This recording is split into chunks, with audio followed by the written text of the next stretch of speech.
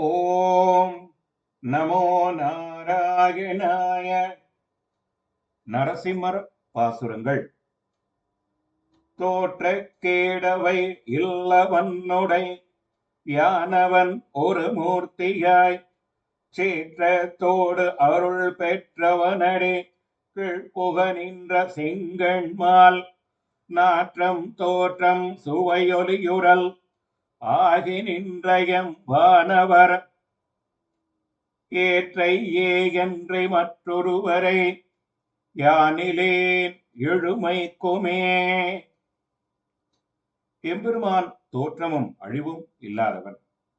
ஆயினும் தோற்றம் அழிவு உடைய பொருட்களை தன் உடைமையாக கொண்டவன்.